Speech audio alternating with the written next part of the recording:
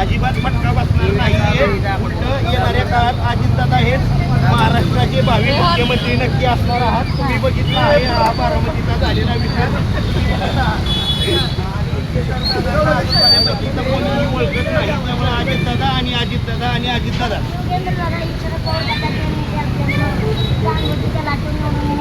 सहानुभूतीची लाट मागच्या वेळी होती, पण ह्यावेळी जनता हुशार झालेली आहे. आता बऱ्यापैकी जनता हुशार झालेली आहे. त्यामुळे आता सहानुभूतीची लाट